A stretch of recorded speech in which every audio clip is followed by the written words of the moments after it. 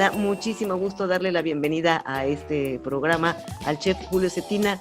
Él pues es egresado de la Universidad del Caribe aquí en Quintana Roo, pero ahorita está en una misión, en un proyecto muy interesante que en otro programa hablaremos de con él, y se encuentra en Mulegé, en Baja California. ¿No es así, chef? Buenos días.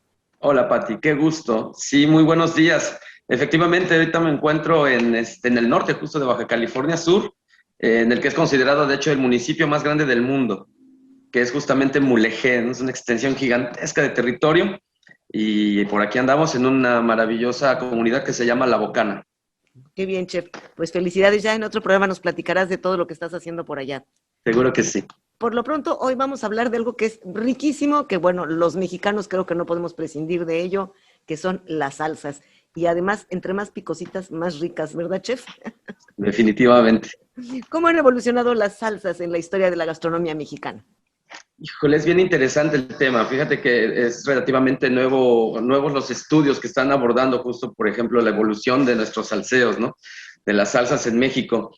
Y trataré de ser muy breve, ¿no? Es una historia justamente de miles de años, ¿no? Creo que las salsas han evolucionado sobre todo en función de las migraciones que han llegado, ¿no? Entonces, si queremos entender un poquito cómo han evolucionado las salsas de los mexicanos y las mexicanas, tendríamos que atender primero justamente al momento de la conquista.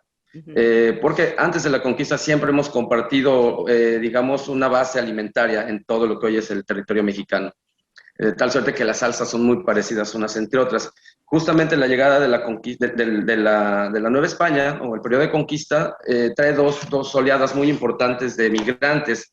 Una de ellas es los africanos, ¿no? Los esclavos africanos, y la otra es también la gente de Asia, ¿no? Los chinos en la parte de Colima, que también son traídos como esclavos por los españoles.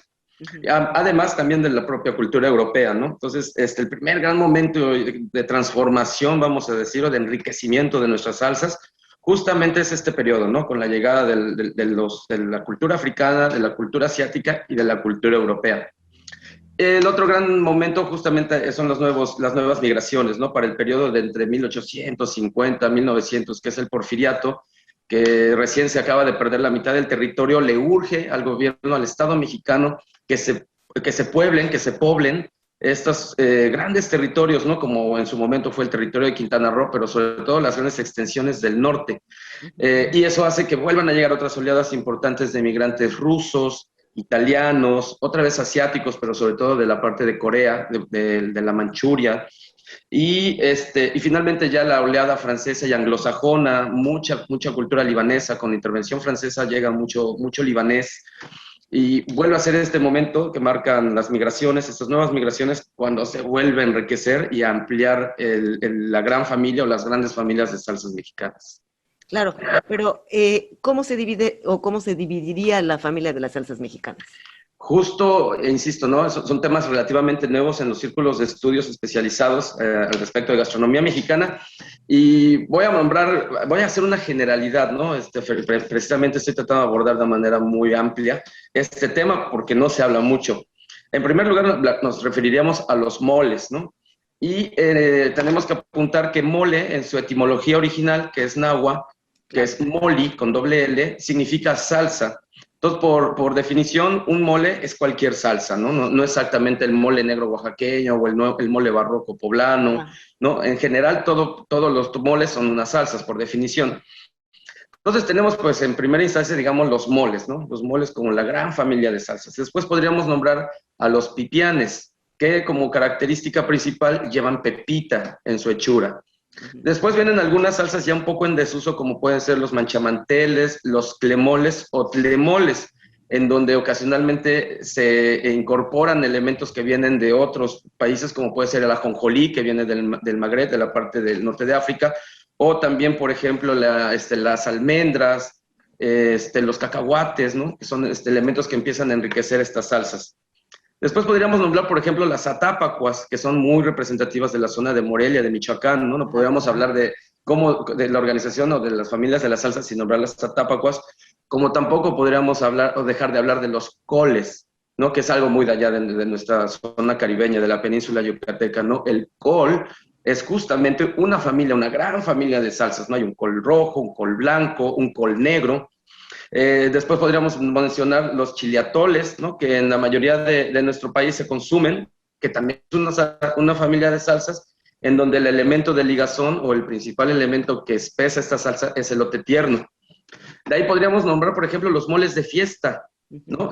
Los grandes moles de fiesta como el mole de bodas en Zacateca, el mole blanco o mole de novia de Puebla, el mole rosa, el mole prieto en Tlaxcala, nuestro famoso relleno negro, que viene siendo una salsa negra, un col negro, que también puede ubicarse dentro de estas grandes salsas. De tal suerte que lo que podemos ver es que, bueno, entre moles, clemoles, los chilpozontlis o chilpozontles, que son salsas de la zona huasteca, que son más bien caldosos, ¿no? Son caldos muy, muy delgaditos, a diferencia de un mole verde, por ejemplo, ¿no? Que son muy espesos. Entonces, lo que vemos es que justamente tenemos mucho trabajo por hacer en adelante, los que nos dedicamos a este tema, para empezar justamente a organizar las familias de salsas mexicanas. Pero, chef, dentro de las salsas, por ejemplo, ya más de tipo casero, ¿cuáles serían las salsas más populares en México? Justo creo que esa sería como otra vertiente, ¿no? Nuestras salsas de mesa, ¿no? Y justo en esta dinámica de ponernos a pensar, de reflexionar en torno a las salsas, justo estas salsas de mesa, estas salsas de acompañamiento, en donde encontramos, son salsas que no representan o no son un acompañamiento per se del platillo. Y tengo dos ejemplos que nos van a sonar o tres ejemplos que nos van a sonar muy claramente. Uno es el ixnipec. La salsa ixnipec, aunque no está molida, es una salsa finalmente y es una salsa de acompañamiento. Otra salsa muy emblemática de este uso es, por ejemplo, el guacamole, que en su nombre, aguacamoli, salsa de aguacate, sería la traducción. Aguacamoli o guacamole, pues es también una salsa de acompañamiento que no forma parte propiamente de la preparación, pero que siempre está ahí a un lado. Otra sería, por ejemplo, justo la salsa macha. La salsa macha hace esta cuestión de acompañar los alimentos sin ser propiamente parte, ¿no?, de las salsas, y es otra gran familia de salsas, ¿no? Las salsas de mesa de acompañamiento. ¿Las salsas siempre son de acompañamiento o también las salsas pueden ser por sí solas alimento? La salsa es un alimento, de hecho es un complemento nutricional. Ya mismo en la milpa se sabe que la conjunción de frijol, chile, calabaza y maíz se intercambian nutrimentos debajo de la tierra. Es exactamente lo mismo para el cuerpo humano. Si tú comes una tortilla con frijoles y no le pones chile, le está haciendo falta un complemento. Es decir, entre ellos mismos se ayudan para hacer biodisponibles nutrimentos dentro de nuestro organismo, como lo hacen debajo de la tierra. Entonces, en sí mismo, la salsa no solamente es un alimento, sino que es un complemento vital de la dieta de los mexicanos. De ahí la importancia de no dejar de comer salsas, sobre todo las que están hechas en casa. Una cosa, pero van con todo. Son acompañamiento, pero van con todo, porque lo estoy pensando y van con tacos, pero además van con una carne asada, pero también pueden ir con un pescado. O sea, es que van con todo, ¿no? Sí, justamente en esta nueva renovación, vamos a decir, de la revalorización de la mesa mexicana, pues es que ahora las salsas no solamente van con todo, sino que puedes acompañarlas ahora con un vino blanco, con una champaña, por ejemplo, ¿no? Que puede acompañar un pato, que puede acompañar una langosta, ¿no? Es decir, no solamente hablamos de la versatilidad o de sus usos nutrimentales, ¿no? Es decir, la salsa es un alimento propiamente. Caray, pues, Chef Julio Cetina, muchísimas gracias. El tiempo nos gana como siempre. Yo sé que los temas son muy amplios y hay mucho más que decir, pero pues muchísimas gracias por darnos todas estas aportaciones sobre las salsas mexicanas. Y bueno, tenemos compromiso para que después hablemos de tu proyecto, de lo que estás haciendo allá en La Bocana. Encantado de la vida, Pati, muchas gracias. Y ya nada más decirle a nuestra audiencia que por favor preserven, conserven, coman salsas, hagan salsas en casa, eviten todo lo que viene de la industria, esos alimentos ultraprocesados. No hay necesidad, compren su molcajete, vayan al mercado, consuman local, por favor. Claro que sí, muchísimas gracias.